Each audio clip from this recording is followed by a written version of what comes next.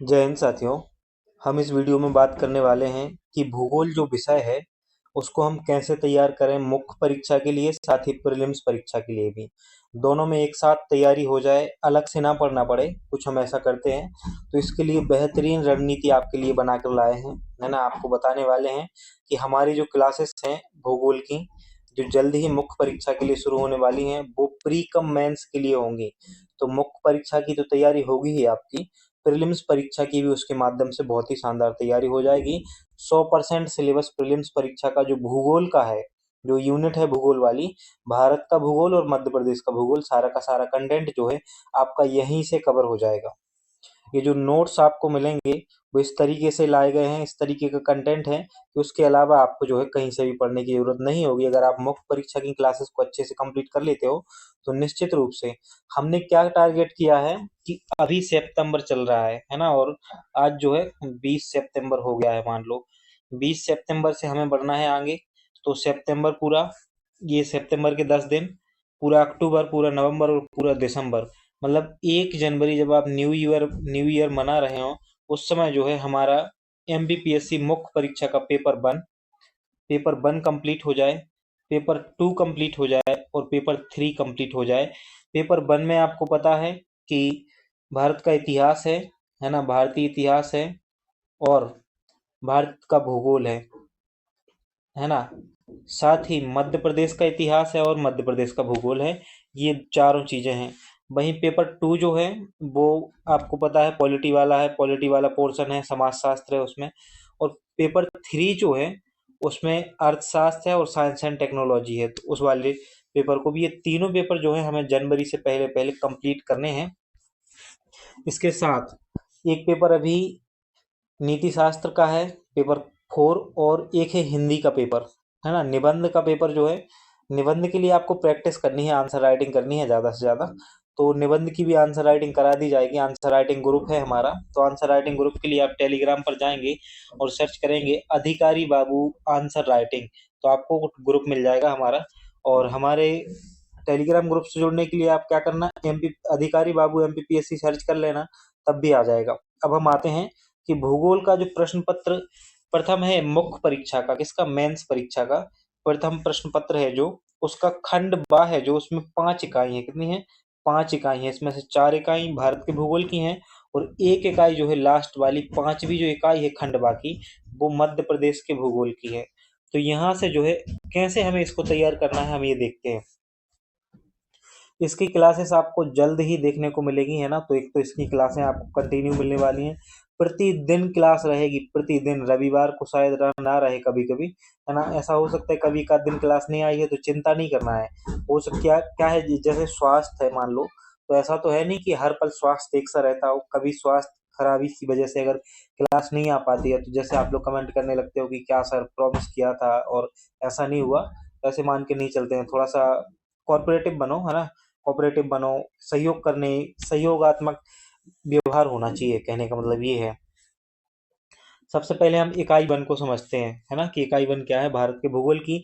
ये मुख्य परीक्षा का पेपर है, फिर हम प्रीलिम्स परीक्षा पर आएंगे आसानी से। देखो, इकाई 1 जो है उसमें कहा जा रहा है भारत का भौतिक स्वरूप एवं जलवायु। क्या है, नाम ही क्या है इकाई 1 का, भारत का भौतिक स्वरूप एवं जलवायु। तो भारत के भौतिक स्वरूप में जो जो आता है, जैसे भू आकृतियां हो गई, हिमालय पर्वत हो गया, उत्तर भारत के विशाल मैदान हो गए और प्रायद्वीपीय पठार हो गए। साथ ही प्रमुख पहाड़ियां हो गई, पठार हो गए, नदियां हो गई और झीलें हो गए। भारत में मिट्टियां, उनके प्रकार, विवरण। जलवायु हो गई, है ना, ऋतुएं, तापमान, वर्षा, मानसून की उत्पत्ति, ऊपरी वायु परिसंचरण और जेट धाराएं। और जलवायु में अल नीनो, ला नीनो, दक्षिणी दोलन, पश्चिमी विक्षोभ, हिंद महासागर, द्विध्रुव, जलवायु परिवर्तन के परिणाम। अब हम आते हैं 1 मिनट के लिए प्रीलिम्स परीक्षा के सिलेबस पे, थोड़ा सा वहां पे चलते हैं। यूनिट 1 है जो, है ना, आपको कहीं से कुछ भी कंटेंट ना खरीदने की जरूरत है, ना कहीं से कुछ और पढ़ने की जरूरत है। आप क्लासें कंप्लीट कर ली आपने और उन्हीं नोट्स को अच्छे से पढ़ लिया ना, तो कहीं से कुछ भी पढ़ने की जरूरत नहीं पड़ेगी। बस आंसर राइटिंग और एमसीक्यू लगाते जाना साथ में। तो आंसर राइटिंग के लिए आप आंसर लिख के ग्रुप में भेज सकते हो, उसको चेक कर दिया जाता है समय पर, है ना। और एमसीक्यू के लिए जो है प्रीलिम्स परीक्षा से पहले एमसीक्यू तो करा ही जाएंगे। तो अभी आप कंटेंट को पढ़ो, अभी हम आते हैं प्रीलिम्स परीक्षा के सिलेबस को आप देखेंगे। देखो, ये है प्रीलिम्स परीक्षा का सिलेबस। जो इकाई 3 है प्रीलिम्स परीक्षा की, वो भारत के भूगोल को समर्पित है, और इकाई 4 जो है वो मध्य प्रदेश के भूगोल के लिए है। देखो, इकाई 3 में क्या है? पर्वत, पहाड़ियां, पठार, नदियां, झीलें, जलवायु घटनाएं। तो देखो, इकाई 1 में ही है, वहां पे जो मुख्य परीक्षा में है वही प्रीलिम्स परीक्षा में। अल नीनो, ला नीनो, दक्षिणी ध्रुवोत्तोलन, पश्चिम विक्षोभ, जलवायु परिवर्तन के परिणाम, ये सब के सब जो है हमें कहाँ पढ़ने हैं? मुख्य परीक्षा की यूनिट 1 में पढ़ना है, जो वही यहाँ पर भारत के भूगोल में यूनिट 3 में प्रीलिम्स परीक्षा में है। तो एक ही जगह से पढ़ने पर आपकी सारी चीजें कंप्लीट हो जाएंगी। अगर आप मुख्य परीक्षा का सिलेबस अच्छे से तैयार कर रहे हो तो प्रीलिम्स परीक्षा का जो सिलेबस है आपका निश्चित रूप से अच्छे से तैयार होगा। अब हम अभी मुख्य परीक्षा के पेपर सिलेबस जो है उस पर वापस आते हैं।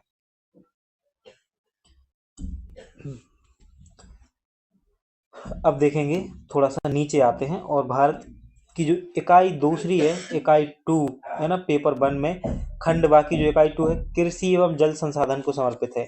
तो कृषि, प्रमुख फसलें, श्री अन्न, उसका उत्पादन और वितरण, सिंचाई से संबंधित खाद्य सुरक्षा, है ना, खाद्य सुरक्षा को ध्यान रखना, हरित क्रांति को ध्यान रखना, द्वितीय हरित क्रांति को ध्यान रखना, सतत कृषि के लिए रणनीति, जल संसाधन में वर्षा जल संचयन तरीके, नदियों को आपस में जोड़ना, और राष्ट्रीय जल नीति को याद रखना है।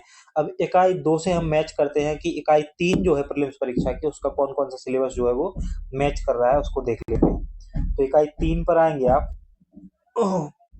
तो देखो, प्रमुख फसलें, क्या प्रमुख फसलें, खाद्य सुरक्षा, हरित क्रांति, दूसरी हरित क्रांति की रणनीति, ये सारे के सारे जो हैं यूनिट 2 जो मुख्य परीक्षा की है उससे आपको कंप्लीट होते हुए दिख रही हैं साफ साफ स्पष्ट रूप से। इसका मतलब है कि अभी हमने ये देख लिया, ये देख लिया और ये देख लिया, है ना।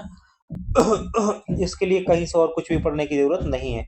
अभी और भी यूनिट बची हुई हैं, उनसे मैच करेंगे हम सिलेबस को। कंस्ट्रक्शन का काम चल रहा है बिल्डिंग में जहां मैं रहता हूँ, है ना, तो थोड़ी सी आवाज आ रही होगी आपको, तो थोड़ा सा क्या है, आपको भी मैनेज करना है। थोड़ी सी आवाज आ रही है, वर्कर्स की भी आवाज आ रही होगी। अब हम मुख्य परीक्षा के सिलेबस और यूनिट 3 पर आते हैं। मुख्य परीक्षा के सिलेबस की जो यूनिट 3 है वो कहती है प्राकृतिक संसाधन एवं उद्योग से संबंधित है। इसमें वन संसाधन, प्रमुख खनिज और ऊर्जा संसाधन, ऊर्जा संकट और ऊर्जा के परंपरागत और गैर परंपरागत स्रोत, प्रमुख उद्योगों की बात की गई है, लोहा इस्पात, सीमेंट, कागज, सूती वस्त्र उद्योग, शक्कर, और प्रमुख खाद्य प्रसंस्करण उद्योगों की बात जो है मुख्य परीक्षा का जो पेपर 1 है उसके खंड बाकी इकाई 3 में की गई है, जो कि भूगोल से संबंधित है। और वहीं प्रीलिम्स परीक्षा की इकाई 3 पर आते हैं तो हम क्या देख पा रहे हैं? हम देख रहे हैं कि प्राकृतिक संसाधन जो कि हमारी यूनिट 3 से संबंधित है, प्रीलिम्स की और मुख्य परीक्षा के पेपर 1 से संबंधित है, उसके खंड बाकी यूनिट 3 से संबंधित है। साथ ही ऊर्जा के पारंपरिक एवं गैर पारंपरिक स्रोत भी उससे शामिल हैं, उसमें शामिल हैं। तो इतनी सारी चीजें आप समझ पाए हो ना। अब वापस हम आते हैं उसी सिलेबस पर। यूनिट 4 देखेंगे आप, है ना। आप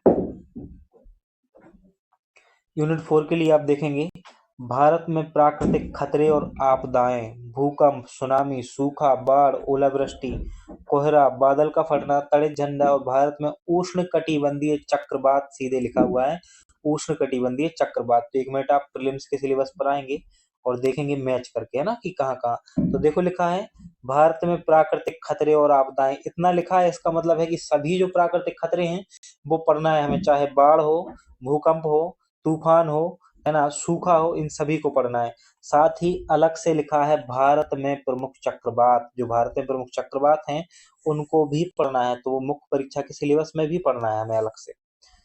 अगला देखो, अब हम वापस आते हैं मुख्य परीक्षा के सिलेबस पर।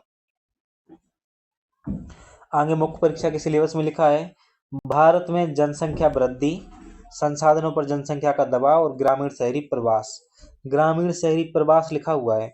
भारत में उन्नत तकनीकें जैसे सुदूर संवेदन हो गया, भौगोलिक सूचना प्रणाली हो गई, भौगोलिक स्थिति निर्धारण हो गया, और इनके अनुप्रयोग और उपग्रहों के जो है प्रकार, ये साथ ही यूनिट 7 से भी संबंधित है। जो प्रीलिम्स परीक्षा की यूनिट 7 है, ये कंटेंट जो है उससे भी संबंधित है, तो उसमें भी आपको प्रॉफिट होगा। मुख्य परीक्षा की तैयारी करने का यही तो फायदा है कि जब आप मुख्य परीक्षा की तैयारी करते हो तो आपकी एक इस तरीके से तैयारी हो जाती है कि आपका प्रीलिम्स का सारा सिलेबस जो है कंप्लीट हो जाता है। तो इकाई 4 का जो जनसंख्या वाला टॉपिक है उससे अब हम आप नीचे आते हैं और मिलाते हैं। देखो आप, ये प्रीलिम्स परीक्षा का है, तो क्या लिखा है यहाँ पे, जनसंख्या वृद्धि, वितरण, घनत्व, ग्रामीण नगरीय प्रवास। वहां पे क्या लिखा था, ग्रामीण शहरी प्रवास, यहाँ लिखा है ग्रामीण नगरीय प्रवास। तो इस प्रकार से भारत के भूगोल की जो यूनिट 3 है प्रीलिम्स परीक्षा की, अगर आप मुख्य परीक्षा की जो पांचों यूनिट हैं भूगोल की, 4 भारत के भूगोल की और 1 मध्य प्रदेश के भूगोल की अगर तैयार करके जाते हो, तो आपकी प्रीलिम्स परीक्षा की यूनिट 3 और यूनिट 4 जो है वो आसानी से कंप्लीट हो जाएगी, है ना। अभी हम आते हैं किस पर, अभी हमें देखना है यूनिट 5 मुख्य परीक्षा की, है ना। तो मध्य प्रदेश का भूगोल दिया हुआ है इसमें। अगर आप इतना सारा कंटेंट एक बार में अच्छे से तैयार करके जाते हो तो निश्चित रूप से प्रीलिम्स में जो मध्य प्रदेश का भूगोल है सारा का सारा यहीं से कंप्लीट हो जाता है। इसके अलावा आपको कुछ भी पढ़ने की जरूरत नहीं है, इसका सिलेबस और उसका सिलेबस लगभग समान ही है। तो मध्य प्रदेश के भूगोल में पूरा मध्य प्रदेश का भूगोल जो है वो पढ़ना पड़ता है और यहाँ भी वही है। तो हम इस तरीके से तैयार करने वाले हैं सारी की सारी चीजों को कि सभी का सभी कंटेंट जो है आपका प्रीलिम्स का और मेंस का एक बार में ही तैयार हो जाएगा। तो आपको प्रीलिम्स के लिए और मेंस के लिए अब अलग अलग पढ़ने की जरूरत नहीं पड़ेगी। आप अभी से अगर मुख्य परीक्षा की तैयारी कर रहे हो और अच्छे से क्लासें देखते हो, आप हमें सपोर्ट करते हो, तो निश्चित रूप से क्लासें कंप्लीट कराई जाएंगी। आपके सपोर्ट पर ही तो टिकी हैं क्लासें। तो हम आपको बता दें कि भूगोल की जो कक्षाएं हैं वो आपको 22 सितंबर से कंटिन्यू देखने को मिलेंगी। 22 सितंबर को पहली क्लास आ रही है। अगर आप इच्छुक हो कि सिलेबस को कंप्लीट कराया जाए तो कमेंट बॉक्स में जरूर कमेंट करिएगा और अपनी राय बताइएगा। साथ ही आने वाली क्लासों के लिए आपका क्या सुझाव है, अगर आप कोई सुझाव देना चाहते हो तो दे सकते हो।